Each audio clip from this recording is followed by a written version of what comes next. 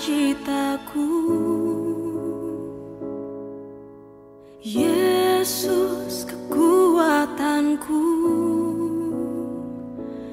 penolong dalam kesesakan. Kau sangat terbukti, hatiku bersuka memuji namamu, jiwaku bermegah. Ku angkat tanganku, apapun yang terjadi dalam keadaanku.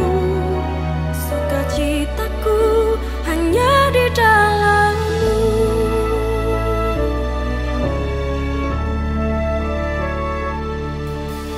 Yesus sukacitaku, Yesus kekuatanku,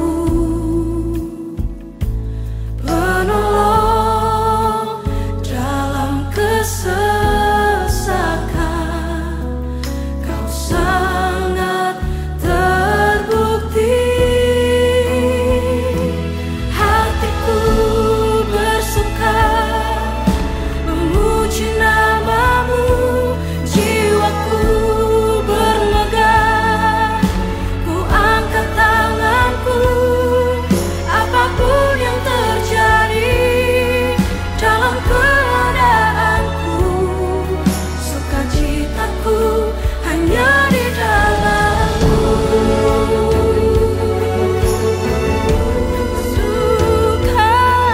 Sukacitaku Tuhan tak ditentukan oleh keadaanku dan masalahku.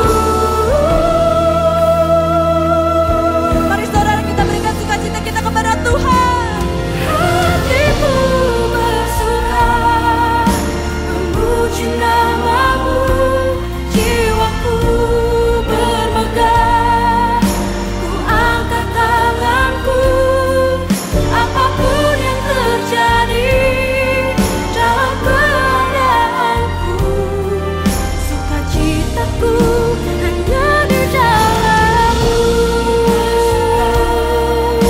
Memuji namamu, jiwaku bermegah. Ku angkat tanganku, apapun yang terjadi dalam keadaanku. Sukacitaku hanya di dalam-Mu. Apapun yang terjadi dalam keadaanku, sukacitaku hanya di dalam-Mu.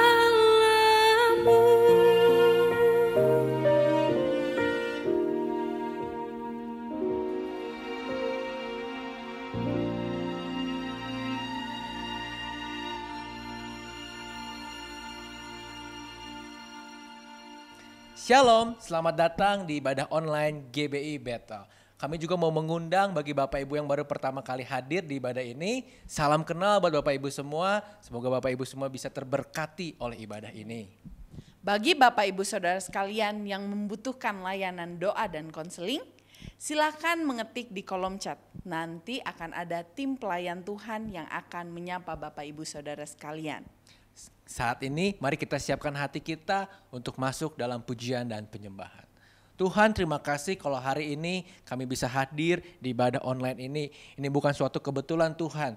Biarkan apapun pergumulan kami, masalah kami mau Tuhan tinggalkan itu dan fokuskan, pusatkan perhatian kami hari ini untuk memuji, menyembah Tuhan, meninggikan nama-Mu. Kami percaya Tuhan, walaupun kami ada di rumah kami masing-masing atau ada dimanapun, kami percaya Engkau hadir melawat setiap kami. Di dalam nama Tuhan Yesus yang siap untuk beribadah, mari sama-sama katakan amin. Selamat beribadah dan Tuhan Yesus memberkati. Seberapa banyak yang siap memuji Tuhan, boleh lambaikan tangan. Katakan yes. Mari sama-sama kita bertepuk tangan bagi Tuhan kita. Haleluya. Biarkan katakan, segala puji syukur hanya bagimu Tuhan, sebab Kau yang layak dipuja. Kami mau bersorak tinggikan nama-Mu. Haleluya. Katakan segala puji syukur, segala puji syukur hanya bagimu Tuhan, sebab Kau yang layak dipuja. Oh kami Tuhan, kami mau bersorak tinggikan nama-Mu. Haleluya. Mari angkat tanganmu sama-sama. Soraklah, haleluya. Soraklah, haleluya. Haleluya, haleluya. Soraklah, haleluya. Soraklah, haleluya. Haleluya. Mari yang percaya katakan segala puji syukur, segala puji syukur hanya bagimu Tuhan, sebab Kau yang layak dipuja. Oh kami mau bersorak tinggikan nama-Mu. Haleluya. Mari angkat tanganmu katakan, soraklah, haleluya. Soraklah, haleluya. Haleluya.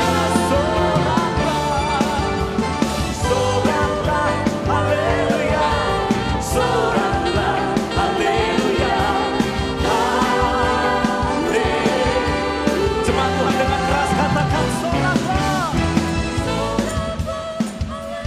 Amin. Soraklah, haleluya, haleluya. Soraklah, haleluya. Soraklah, haleluya. Haleluya.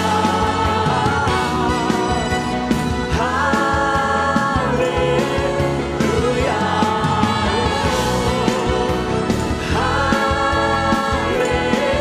Haleluya. Berikan sorak-sorai yang terbaik bagi Tuhan kita. Haleluya. Berapa banyak yang percaya Tuhan kita ajaib. Boleh lambaikan tanganmu tinggi di hadapan Tuhan. Kita akan bersuka cita, kita akan besarkan nama Tuhan. Amin. Haleluya.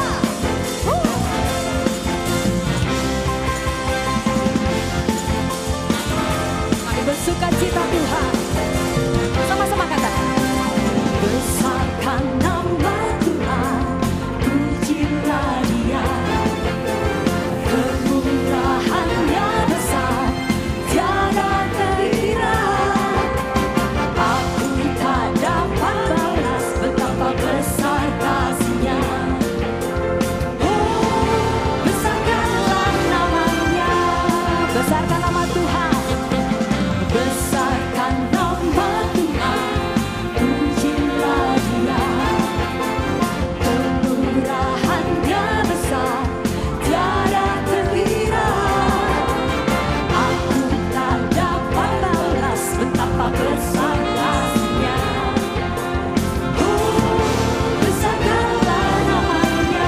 Lambaikan kedua tanganmu tinggi. Tuhan yang ajaib,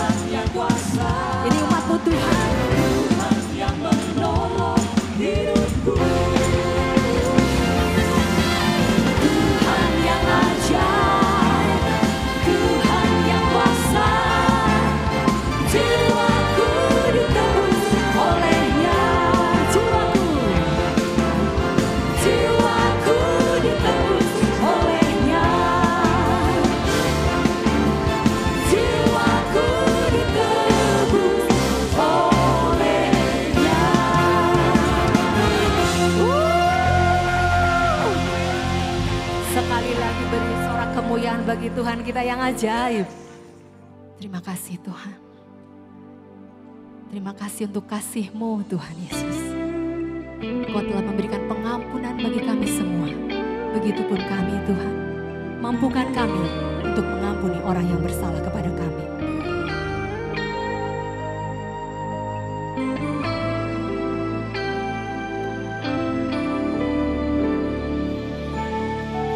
Ketika hatiku telah disakiti, ajarku memberi, hati mengampuni. Ketika hidupku telah dihakimi, ajarku memberi, hati mengasihi. Sama-sama katakan, ampuni bila kami tak mampu mengampuni yang bersalah kepada kami. Seperti hati Bapa mengampuni, mengasihi, tiada pamrih. Beri sorak kemuliaan bagi Tuhan kita yang luar biasa Bapak Ibu. Dia Allah yang maha kasih kepada kita. Sama-sama katakan pujian ini dengan segenap hati kita. Hatiku telah disakiti, ajarku memberi, hati mengampuni. Ketika hidupku telah dihakimi, ajarku memberi, hati mengasihi. Angkat kedua tanganmu tinggi. Ampuni bila kami tak mampu mengampuni yang bersalah kepada kami. Seperti hati Bapa mengampuni, mengasihi, tiada pamrih. Saya undang Bapak Ibu untuk bangkit berdiri. Ketika hatiku telah disakiti, ajar setiap kami Bapa, ajarku memberi, hati mengampuni. Ketika hidupku telah dihakimi, ajarku memberi, hati mengasihi. Ampuni bila kami tak mampu mengampuni yang bersalah kepada kami. Seperti hati Bapa mengampuni, mengasihi, tiada pamrih. Ampuni bila kami tak mampu mengampuni yang bersalah kepada kami. Seperti hati Bapa mengampuni, mengasihi, tiada pamrih. Ini umat-Mu Tuhan. Mampukan setiap kami Tuhan Yesus memberikan kasih kepada orang-orang yang telah menyakiti hati kami Tuhan. Kami tahu Engkau Allah kekuatan hidup kami. Kuasa-Mu masih tetap ada dalam hidup kami Tuhan. Kami mengangkat kedua tangan kami tinggi di hadapan-Mu. Ini janji kami kepadamu Tuhan. Kami mau belajar untuk mengasihi.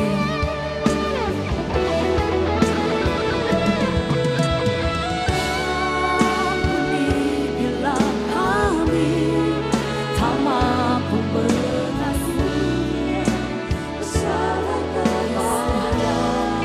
Mampukan setiap kami Tuhan.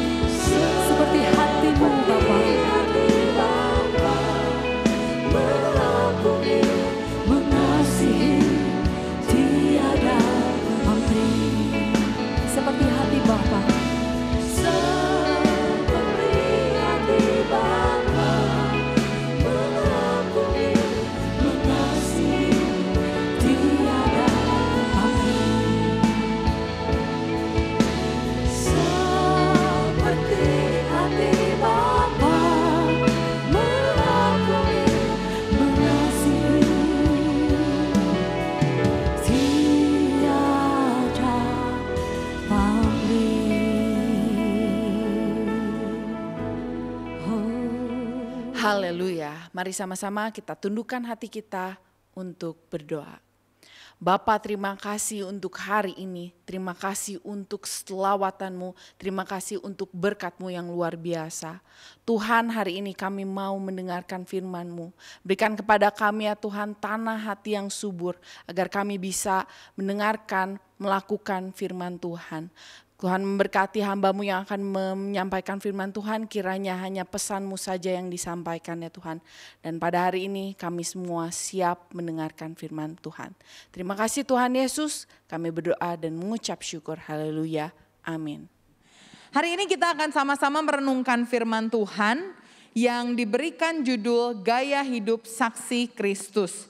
Saya mau mengajak setiap dari kita untuk membuka firman Tuhan di dalam 1 Petrus 2 ayat yang ke-9. 1 Petrus 2 ayat yang ke-9.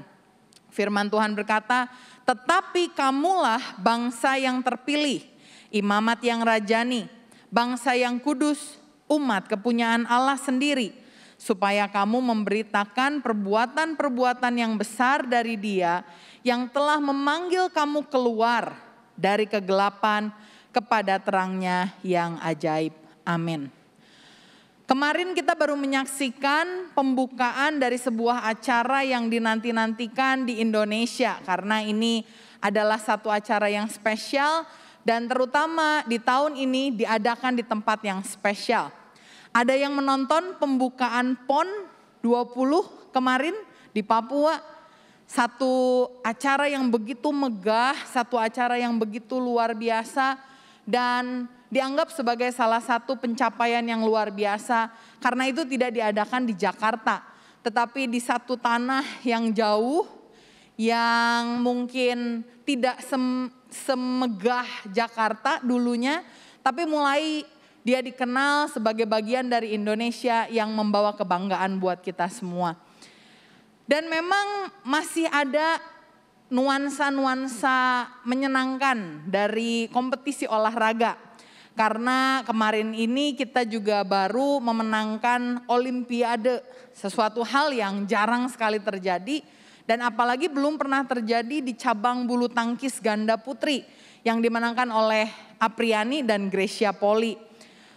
Mungkin Bapak Ibu di sini juga ada yang sempat menonton, saya sempat nonton dan wah, benar-benar menegangkan dan sungguh dua orang ini menjadi kebanggaan buat Indonesia di Olimpiade Tokyo 2020. Tapi ada satu orang yang juga mengikuti Olimpiade, tapi dia bukan seorang pemenang.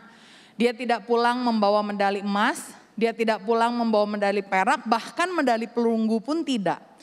Tetapi meskipun demikian, sudah kira-kira 50 tahun berlalu namanya masih dikenang.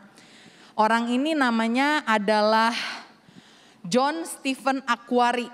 Dia adalah seorang pelari yang mengikuti cabang Olimpiade lari di Olimpiade Meksiko tahun 1968. Dan anehnya John Akhwari ini menjadi orang yang menang, yang tidak menang namun dikenang karena mentalitas pemenangnya dia. Dia menyelesaikan pertandingan lari maraton 1 jam 5 menit setelah pemenang pertama masuk ke garis finish.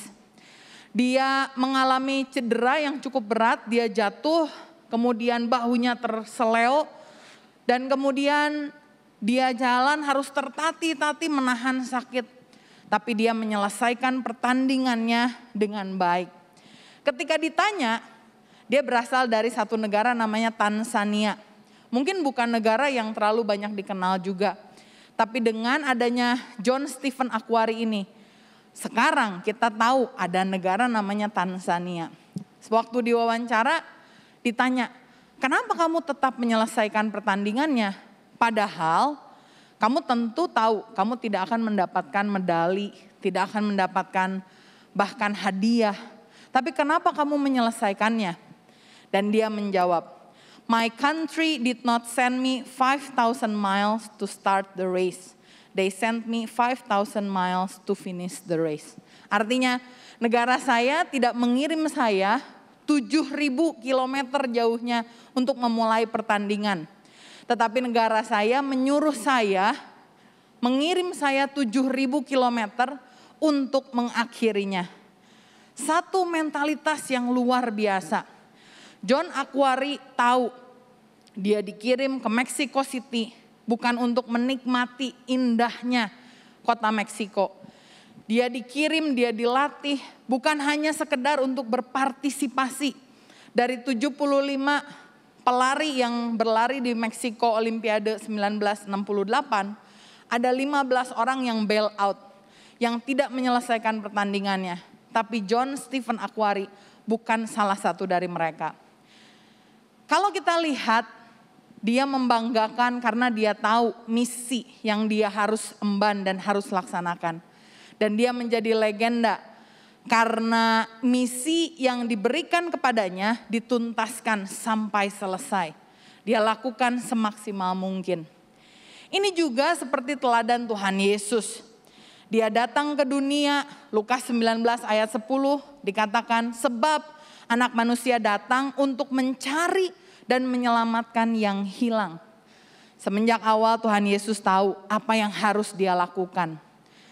Dan ketika dia tahu, dia melakukannya. Ini sesuatu yang luar biasa. Untuk mencari dan menyelamatkan yang hilang, buat Tuhan Yesus bukan perkara yang mudah. Ketika dia berbicara dengan pemungut cukai, orang Farisi mulai menjelek-jelekan dia. Ketika dia menjangkau orang yang berdosa, orang-orang mencibir, mencemooh dia. Bahkan menghitung Tuhan Yesus ke dalam jajaran orang berdosa. Tetapi meskipun dia harus menghadapi banyak permasalahan, bahkan sampai difitnah, sampai disiksa, sampai disalib, Tuhan Yesus tetap menyelesaikan misinya, menyelesaikan pekerjaannya. Dan di dalam Yohanes pasalnya yang keempat, ayat yang ke-34, Tuhan Yesus bahkan bilang, makananku ialah melakukan kehendak Dia yang mengutus aku dan menyelesaikan pekerjaannya. Makanan berbicara soal sesuatu yang dilakukan setiap hari, bukan kadang-kadang. Kita makan satu hari itu 3 kali. Ya, kalau yang diet mungkin 2 kali atau bahkan jadi tambah ya, dari 3 kali. Tapi kita harus makan untuk bisa survive. Dan ketika Tuhan Yesus bilang, makananku ialah melakukan kehendaknya dan menyelesaikan pekerjaannya. Yesus tahu dia punya konsistensi untuk mengemban misinya sampai pada akhirnya. Dan sama seperti John Akhwari, saat Akhwari menyentuh garis finish line, dia menjadi legend. Dia menyelesaikan misinya. Ketika Tuhan Yesus juga menyentuh garis finish. Filipi 2 ayat 8 sampai 9 dikatakan, dan dalam keadaan sebagai manusia, ia telah merendahkan dirinya dan taat sampai mati, bahkan sampai mati di kayu salib. Itulah sebabnya Allah sangat meninggikan dia dan mengaruniakan kepadanya nama di atas segala nama. Job well done, it is finished. Kita dipanggil sebagai orang Kristen bukan hanya untuk memulai pertandingan dengan baik. Tetapi setiap dari kita dipanggil untuk menyelesaikan pertandingan dengan baik. Sebagaimana tadi firman di 1 Petrus 2 ayat 9 dikatakan, karena tetapi kamulah bangsa yang terpilih, imamat yang rajani, bangsa yang kudus, umat kepunyaan Allah sendiri, supaya kamu memberitakan perbuatan-perbuatan yang besar dari Dia yang telah memanggil kamu keluar dari kegelapan kepada terangnya yang ajaib. Dari ayat ini kita menemukan ada 2 misi orang percaya. Yang pertama adalah to know God, untuk mengenal Allah. Yang kedua adalah to make Him known, untuk membuat Allah dikenal. Firman Tuhan tadi bilang, engkau telah dikeluarkan dari kegelapan kepada terangnya yang ajaib. Dan sekarang engkau harus memberitakan perbuatan-perbuatan Dia yang besar. Hari ini saya percaya setiap dari kita, baik yang di onsite maupun yang di online, kalau engkau mengambil waktu khusus untuk datang beribadah. Saya percaya setiap dari kita pernah dijamah oleh Tuhan. Setiap dari kita telah dikeluarkan dari kegelapan menuju terangnya yang ajaib. Dan hari ini kita mau merenungkan apa yang kita bisa lakukan untuk melakukan hal yang kedua, untuk membuat Allah dikenal, untuk kita bisa bersaksi. Kalau kita bicara soal bersaksi, mungkin kita takut ya, apalagi kalau kita ngomong soal misi. Kamu mau gak ikut misi? Aduh gak bisa, anak saya masih kecil. Kamu mau gak ikut misi? Enggak bisa, karena saya punya toko harus dijagain. Kamu mau gak ikut misi? Aduh gak bisa, saya udah terlalu tua. Mau gak ikut misi? Gak bisa, saya masih muda. Nanti kalau udah punya uang, udah tua, saya nanti pasti pergi ikut misi. Tapi hari ini kita mau mengerti bahwa misi yang dimaksudkan bukan misi pergi jauh ke pelosok-pelosok desa, enggak. Kita mau belajar bagaimana kita bisa menuntaskan misi itu di lingkungan kita sendiri, di sekitar kita. Dan luar biasanya Tuhan Yesus ketika dia meminta sesuatu dari kita, dia udah kasih tahu triknya. Dan ini yang akan kita pelajari hari ini. Bagaimana seorang saksi Kristus hidup. Gaya hidup seperti apa yang kita harus miliki sehingga kita bisa finish the job well, menyelesaikan misi di dalam kehidupan kita.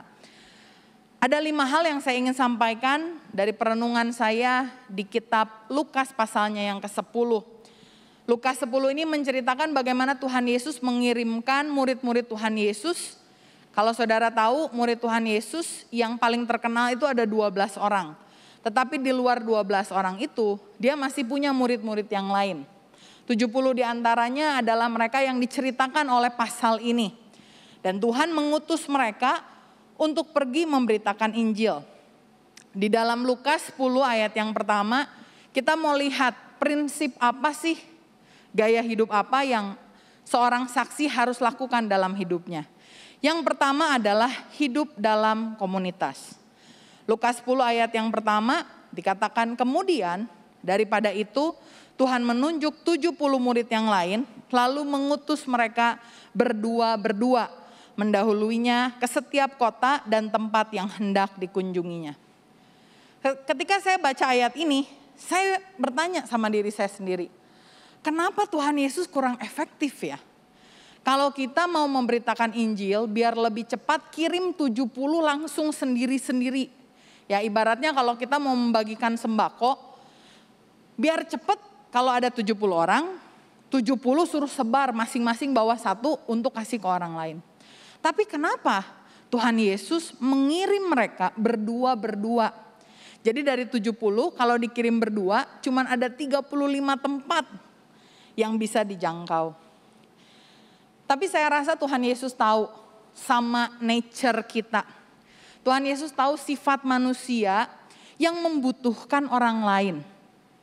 Tuhan Yesus tahu ketika kita mau melakukan sesuatu misi buat dia, kita membutuhkan orang-orang lain di sekitar kita. Ini sesuai dengan firman Tuhan, Pengkhotbah 4 ayat 9 dan 12 saya baca dalam bahasa Indonesia sehari-hari. Berdua lebih menguntungkan daripada seorang diri.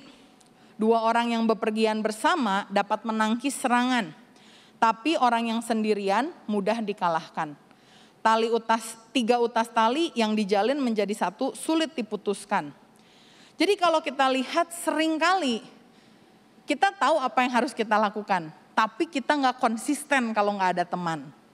Penelitian membuktikan orang yang mau diet cenderung lebih sering gagal kalau dia melakukannya sendiri.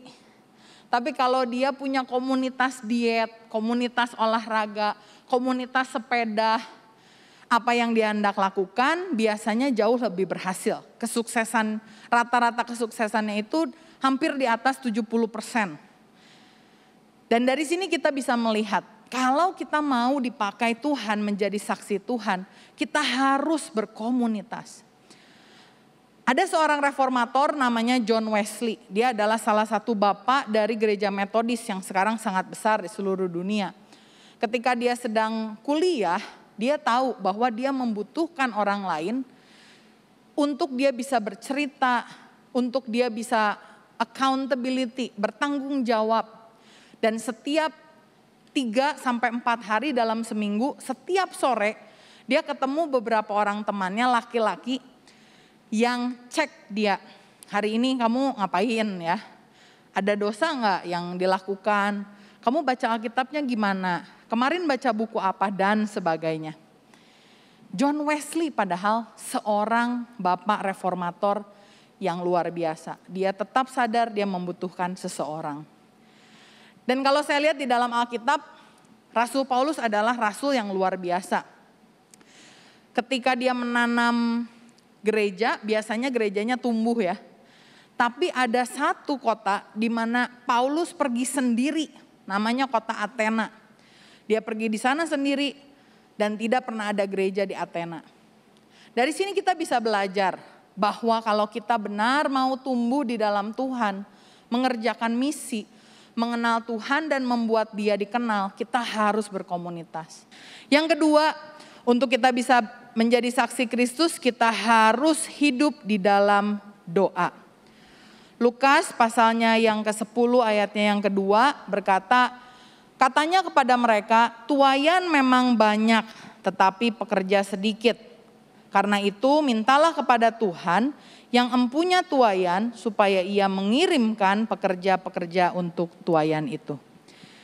Hal kedua, kalau kita menjadi saksi Kristus, kita harus hidup di dalam doa.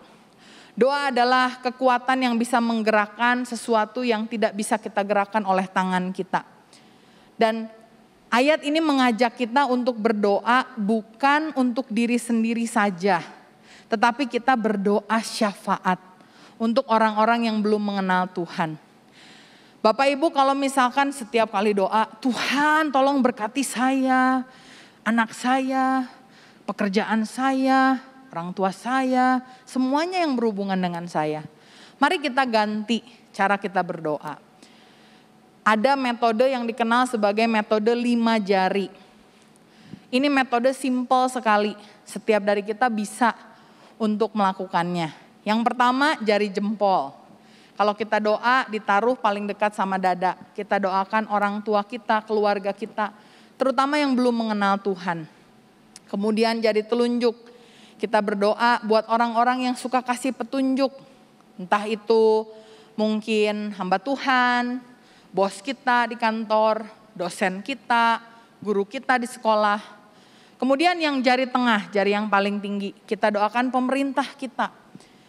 Bagaimana mereka menangani COVID, bagaimana mereka ketika melakukan pembelanjaan daerah misalkan, melakukannya tanpa korupsi. Kemudian kita berdoa kepada orang yang lemah, jari manis kalau kita tekuk, yang semuanya bisa diangkat, kecuali jari yang manis ini sulit diangkatnya. Orang yang lemah secara fisik, secara mental kita doakan. Tahukah saudara, di masa pandemi ini orang yang depresi itu jauh lebih banyak. Orang yang putus asa itu jauh lebih banyak. Karena itu kita mau berdoa untuk mereka. Dan yang terakhir baru kita berdoa untuk saya. Karena yang paling akhir ini yang paling kecil. Porsi doa kita harus lebih banyak untuk orang lain dan yang paling kecil untuk kita. Kemudian kalau Bapak Ibu di sini, saya susah ya untuk ikut doa, gimana ya? Nggak bisa berdoa sendiri. Udah diajarin caranya, tapi masih butuh teman untuk berdoa. Bergabung di dalam menara doa 1200. Pagi jam 5 ada, jam 10 ada. Siang ada, sore ada. Mari bergabung ya. Kalau misalkan tidak tahu caranya, saudara bisa tanya nanti asyir di belakang atau buka di YouTube Menara Doa 1200. Biasa juga diupload di sana. Kita ambil waktu-waktu untuk berdoa. Apakah selama ini kita bilang saya pengen jadi saksi Kristus tapi saya nggak pernah berdoa? Mari kita sama-sama mulai gaya hidup berdoa. Yang ketiga adalah kalau kita mau jadi saksi Kristus, kita hidup harus dalam kemawasan diri. Lukas 10 ayat 3 sampai 4 bilang, pergilah sesungguhnya aku mengutus kamu sama seperti anak domba ke tengah-tengah serigala. Ngeri banget ya. Anak domba, bukan hanya domba dewasa, anak domba. ke tengah serigala. Jangan membawa pundi-pundi atau bekal atau kasut. Dan jangan memberi salam kepada siapapun selama di perjalanan. Bukankah ini pesan yang aneh? Kalau kita mau pergi, harusnya kita membawa pundi-pundi, dompet ya. Harusnya kita membawa bekal. Harusnya kita membawa pakaian, kasut ya. Dan harusnya ketika kita ada di tengah jalan ya kita banyak ngobrol lah sama orang. Saudara mungkin pernah kenal istilah backpacker ya. Backpacker itu wah kalau ketemu orang seneng banget, banyak ngobrol. Tapi kenapa ketika Tuhan Yesus mengutus murid-muridnya, dia bilang, jangan bawa pundi-pundi, jangan bawa bekal, jangan bawa kasut. Kalau ketemu orang di jalan jangan ngomong. Kenapa?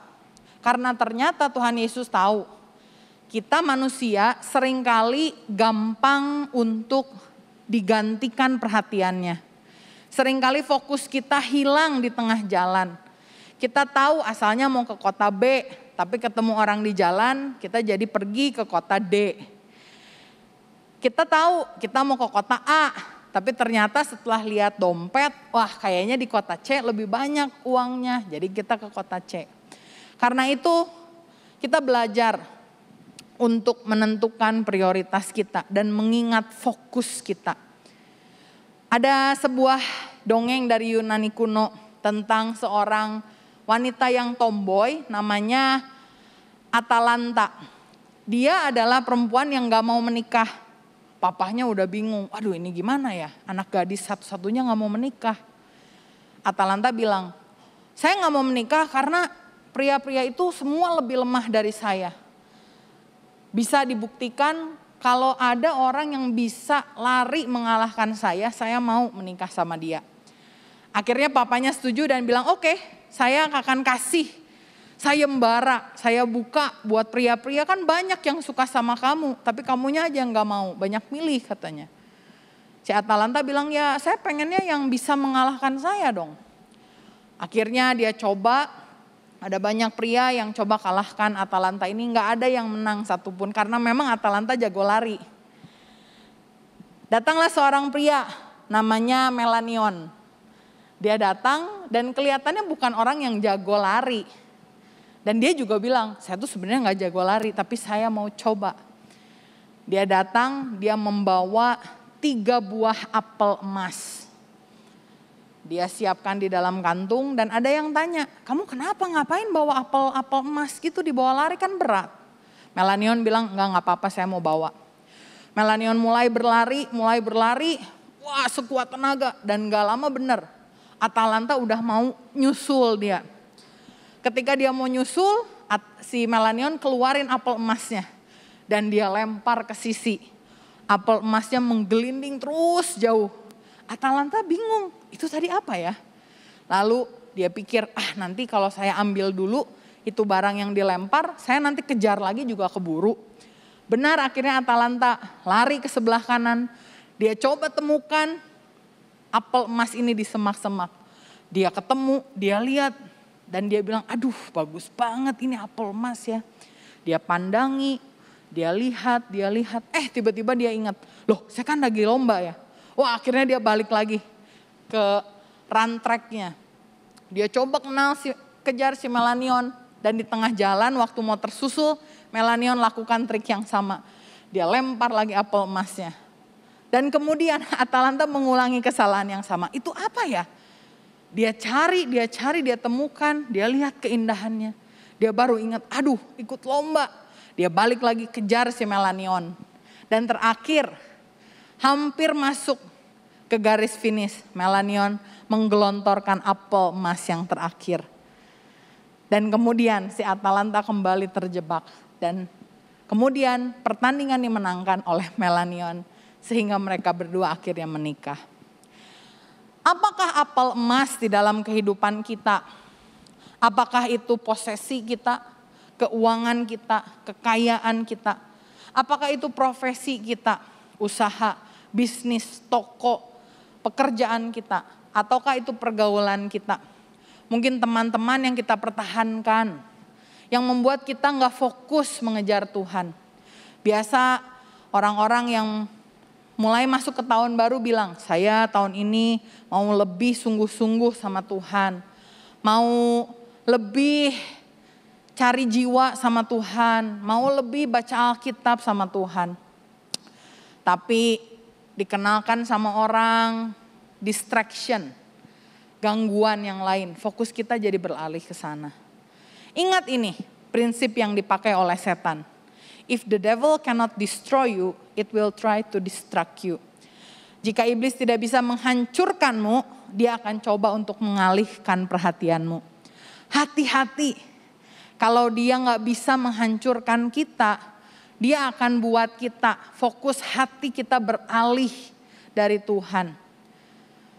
Karena itu kita perhatikan, jangan sampai kita salah. 1 Korintus 9 ayat 24. Firman Tuhan mengingatkan kita. Dikatakan, tidak tahukah kamu bahwa dalam gelanggang pertandingan semua peserta turut berlari. Tetapi hanya satu orang saja yang memperoleh hadiah. Karena itu larilah begitu rupa sehingga kamu memperolehnya. Jangan kita sama seperti Atlanta. Terdistract, kita lupa kita sedang berlari. Ada pertandingan yang kita harus selesaikan. Hari ini jangan biarkan posesi atau profesi atau pergaulan kita merusakkan pandangan kita kepada Tuhan. Yang keempat, cara hidup saksi Tuhan adalah hidup dalam persahabatan. Firman Tuhan ayat yang kelima masih dalam Lukas 10 berkata, kalau kamu memasuki suatu rumah, katakan lebih dahulu, damai sejahtera bagi rumah ini. Dan jikalau di situ ada orang yang layak menerima damai sejahtera, maka salammu itu akan tinggal atasnya. Tetapi jika tidak, salammu itu akan kembali kepadamu. Tinggallah dalam rumah itu, makan dan minumlah apa yang diberikan orang kepadamu. Sebab seorang pekerja patut mendapat upahnya. Janganlah berpindah-pindah rumah. Dan jikalau kamu masuk ke dalam sebuah kota dan kamu diterima di situ, makanlah apa yang dihidangkan kepadamu. Ini menunjukkan satu gaya hidup yang friendly. Bukan hanya berpikir tentang aku, saya untungnya apa. Firman Tuhan bilang kalau dikasih makan, makan. Jangan bilang saya gak suka makanan ini. Ini makanannya gak enak, enggak. Firman Tuhan bilang makan aja. Artinya bangun persahabatan dengan baik. Cara bersaksi yang paling efektif adalah melalui persahabatan. Friendship evangelism. Saat sahabat kita cerita sama kita, disitulah waktu kita untuk memberitakan firman Tuhan. Aduh, saya susah banget nggak bisa bantuin orang. Saya mau kasih tips sederhana. Coba belajar untuk tanyakan 3 hal ini kalau Bapak Ibu Saudara mau tolong orang. Yang pertama tanya, apa kabar? Jangan basa-basi ya. Orang Indonesia itu biasa kalau ditanya apa kabar? Baik-baik gitu ya, padahal lagi nggak baik. Apa kabar? Dari pertanyaan apa kabar ini, saudara bisa dikejutkan sama banyak jawaban. 2 tahun terakhir ini saya mulai mengembangkan satu kebiasaan baru yang sebelumnya saya juga nggak lakukan. Kalau ada orang ulang tahun, saya telepon dia. Saya tanya, gimana? Apa kabar? Awalnya orang canggung. Tapi saya tanya, beneran saya tanya, kamu baik? Mulai dia bilang, sebenarnya aduh gimana ya ceritanya, mulai dari mana? Kalau kita tanya apa kabar, ada orang-orang yang membutuhkan encouragement kita, membutuhkan keberadaan perhatian kita. Yang kedua tanya, apa yang bisa saya bantu? Ya. Kadang-kadang orang yang susah biasanya tuh minta dibantu tuh jarang sih. Paling mereka minta tolong kita dengarkan. Dan yang terakhir minta tolong didoakan. Tapi perhatian kita itu benar-benar memberkati mereka. Dan mereka bisa merasakan kasih Kristus lewat kehidupan kita. Sehingga hidup kita berdampak. Lakukan hal ini sederhana sekali. Kalau lagi ulang tahun memang ada momennya, telepon mereka. Biasa kalau kita sekarang, dulu kalau kita orang ulang tahun lebih spesial ya. Kasih kado ya, atau misalkan pakai kartu. Sekarang kartu udah gak terlalu ada. Pindah ke email. Ya, kartu email. Dulu kan kalau saya ingat dibuka, klik emailnya, wah langsung ada pop up. Happy birthday gitu ya. Waktu zamannya BlackBerry ada juga ya emoticon. Kalau sekarang WA cuman HBD GBU gitu ya. Yuk kita pakai waktu orang ulang tahun. Kita telepon, kita tanyakan, apa kabar? Kita tanyakan, apa yang bisa saya bantu? Kita tanyakan, apa yang bisa saya doakan? Dari sini kita bisa membangun persahabatan yang tulus dengan dia. Ini yang terakhir, yang paling penting adalah hidup dalam kuasa dan kesaksian. Firman Tuhan Lukas 10 ayat 9 bilang, dan sembuhkanlah orang-orang sakit yang ada di situ dan katakanlah kepada mereka, kerajaan Allah sudah dekat padamu. Yesus mengutus kita bukan ke tempat-tempat yang aman, tetapi ke tempat-tempat di mana ada orang sakit di sana. Dan jangan sampai ketika kita bertemu dengan orang sakit, kita malah nggak pede, kita malah bingung ini harus gimana ya. Kita malah acuh tak acuh, tidak.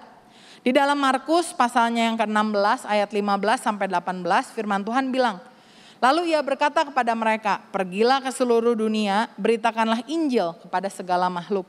Siapa yang percaya dan dibaptis akan diselamatkan, tetapi siapa yang tidak percaya akan dihukum.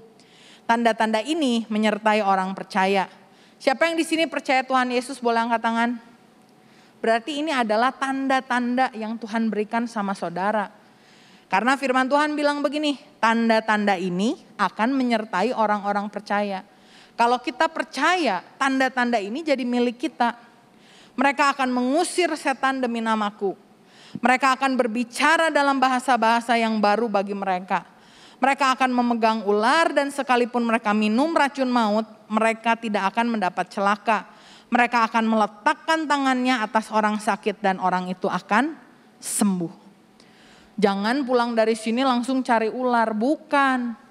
Tapi firman Tuhan bilang, kalau kamu mau memberitakan Injilku, ketika ada situasi yang terjadi, yakinlah Roh Kudus beserta dengan kita. Bukan kita mau mencobai Tuhan, tapi kita mau mengklaim janji Tuhan. Bahwa kalau ada orang sakit, kita tumpangkan tangan, dia sembuh. Dan firman Tuhan mengingatkan kita, sembuhkan mereka, dan setelah itu beritakan Injil kepada mereka. Akhir-akhir ini ketika sedang pandemi banyak orang sakit. Bukan hanya sakit COVID, tapi banyak hal-hal lain. Sakit hati, sakit kepala karena pusing memikirkan masa depan. Dan orang-orang inilah yang seharusnya kita dukung dan kita doakan. Mari kita ingat bahwa kita hidup bukan hanya sekedar numpang lewat. Kita bukan hidup hanya sekedar mulai hidup dan akhirnya gak tahu seperti apa. Tapi mari kita meneladani John Stephen Akhwari. Dia mengerti misinya dikirim bukan untuk memulai pertandingan tetapi menyelesaikannya. Kita meneladani Tuhan Yesus Kristus. Dia datang ke dunia, dia tahu dia bukan hanya datang untuk dilahirkan. Tetapi dia datang untuk mengorbankan dirinya di atas kayu salib. Dan kita juga, kita tahu kita dilahirkan, kita dipindahkan dari gelap kepada terangnya yang ajaib. Bukan hanya untuk diri kita sendiri, tetapi kita dipanggil untuk memberitakan perbuatan-perbuatan Tuhan yang besar dan ajaib dalam kehidupan kita bagi orang-orang sekitar kita. Amin. Siapa yang di sini mau jadi saksi Tuhan? Lakukan 5 hal tadi dan saya percaya akan ada jiwa-jiwa yang Tuhan berikan kepada saudara. Dan ketika kita menghadap Tuhan, Tuhan akan bilang, job well done. Engkau adalah hambaku yang baik dan setia. Besar kemuliaan-Mu, Kau limpahkan bagiku. Mataku tertuju padamu, Yesus Kau kemuliaanku.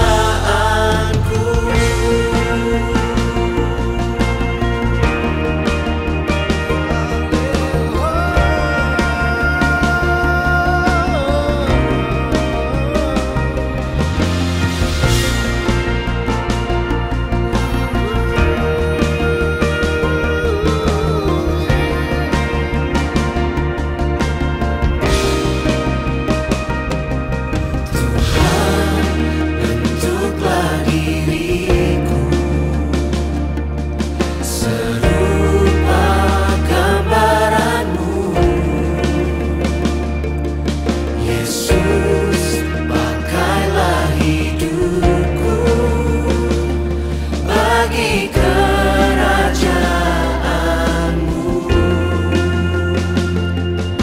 Telah aku lupakan semua di belakangku, dan ku arahkan hidupku kepada panggilanmu. Besar kemuliaanmu, kau limpahkan bagiku. Mataku tertuju padamu, ku persembahkan hidupku. Ajaib perbuatanmu, kau nyatakan bagiku. Mataku tertuju padamu, Yesus, kau kemuliaanku.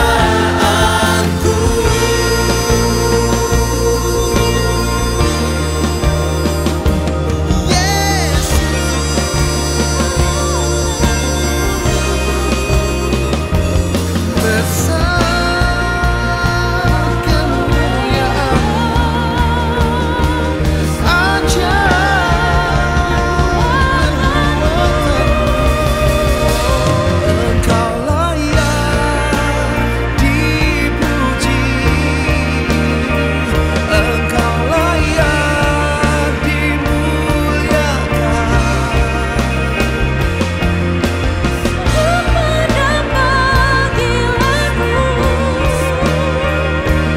Haleluya.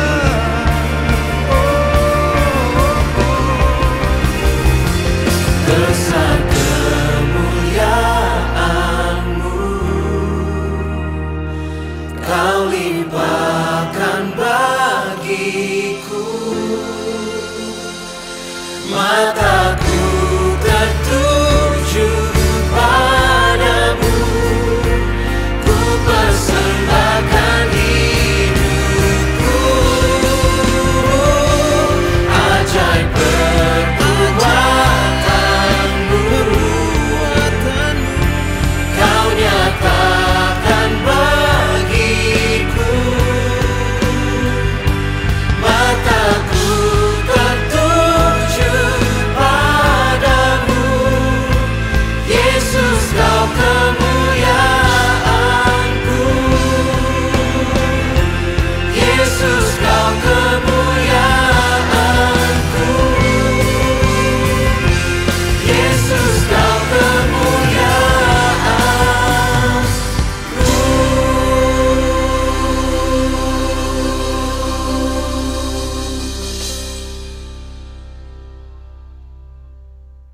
Saya percaya kita semuanya sudah diberkati di dalam ibadah online pada hari ini, baik melalui pujian penyembahan dan juga melalui penyampaian firman. Terima kasih untuk hamba Tuhan yang melayani, dan biarlah kita semuanya makin setia kepada Tuhan. Mari kita akhiri di dalam doa. Bapa, hamba berdoa untuk setiap jemaat-Mu dimanapun mereka berada yang telah menerima kebenaran firman pada hari ini. Pengurapan Tuhan kiranya mengalir, menguatkan kami, sehingga iman kami makin kokoh di dalam kondisi apapun. Jadikan kami pelaku firman dan bukan hanya menjadi pendengar saja. Kami juga berdoa buat bangsa negara kami, kiranya berkat Tuhan akan dicurahkan. Kami juga berdoa untuk pilkada yang makin mendekat. Biarlah Tuhan akan menolong agar bangsa kami bisa memilih pemimpin yang takut akan Tuhan. Berkati Bapak Presiden dan seluruh aparat sampai ke daerah-daerah. Sekarang saudara yang dikasih Tuhan, terimalah kasih dari Allah Bapa Surgawi, kasih karunia Tuhan Yesus Kristus, dan persekutuan Roh Kudus menyertai kita semua mulai hari ini sampai selama-lamanya. Haleluya. Amin. Salam sehati, Tuhan memberkati.